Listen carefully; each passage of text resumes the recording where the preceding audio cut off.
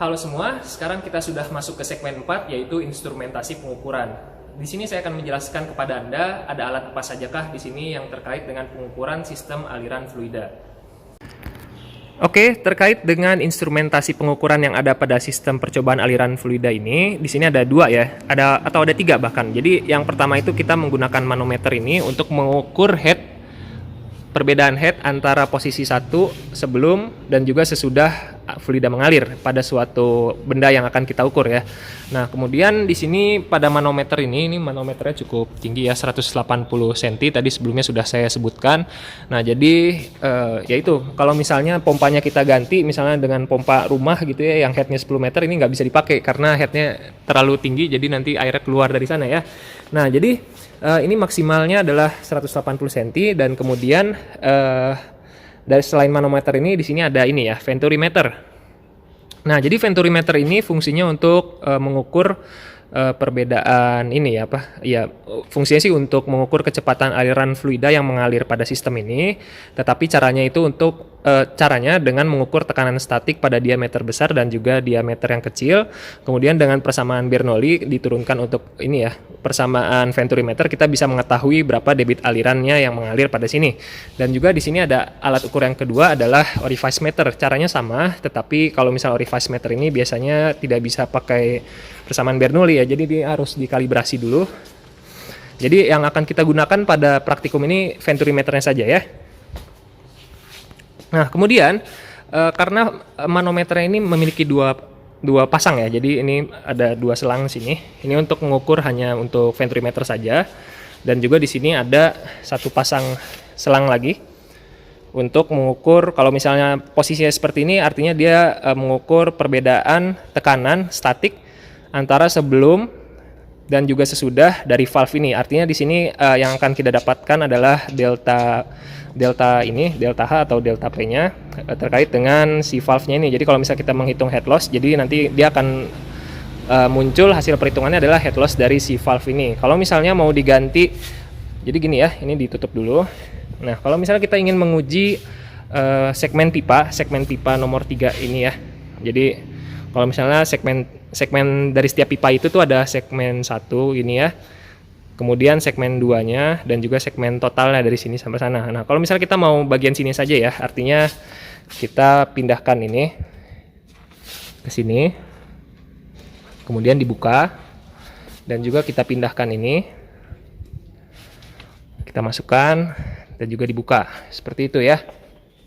Jadi ini artinya yang akan muncul bacaan di manometer ini adalah delta H bagian segmen pipa ini yang pendek.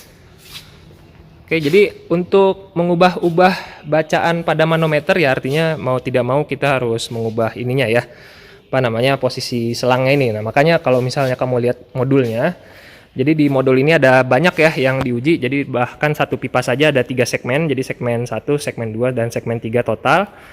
Nah, itu untuk satu pipa artinya kamu harus mindahin 3 kali, kemudian dikalikan dengan 3 pipa atau 4 pipa, dan juga dikalikan lagi 3 kali dari masing-masing dari si aksesoris ini.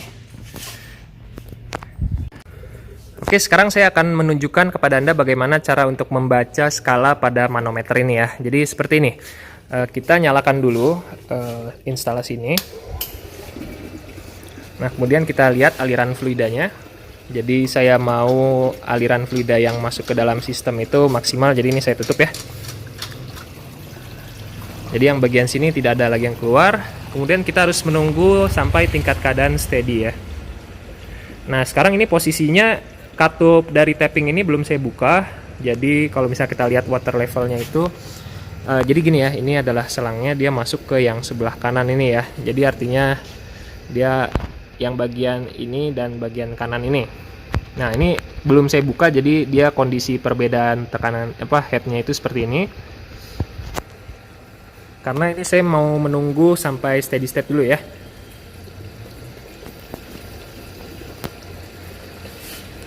Ini emang agak lama, jadi kira-kira ya 2 menit lah. Tapi ini karena ini demonstrasi saja, bukan untuk mengukur, jadi ini saya buka saja ya. Ini sambil saya buka sambil saya arahkan posisi kameranya seperti ini. Nah, ini saya buka yang sesudahnya. nanti dia akan berubah. Nah, berarti yang kiri itu adalah pada diameter kecil, kemudian yang sebelah kanan itu pada diameter besar ya. Nah, seperti itu.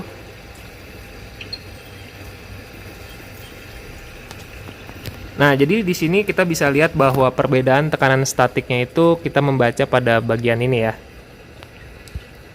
Ini bagian yang bawah, kemudian ini yang bagian tingginya. Nah, ini karena masih belum steady, jadi dia akan naik terus nih sampai dia tingkat keadaannya benar-benar steady state ya.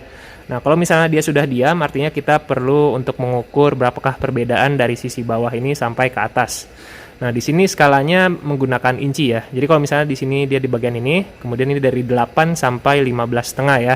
Artinya itu perbedaannya itu 1, 2, 3, 4, 5, 6, 7, sekitar 7,5 inci ya.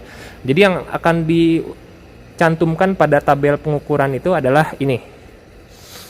Jadi kira-kira seperti itu cara untuk mengukur tekanan statik atau perbedaan head loss-nya ya. Perbedaan head antara posisi 1 dan posisi 2. Oke, cukup sekian materi dari segmen 4. Sampai jumpa pada segmen berikutnya.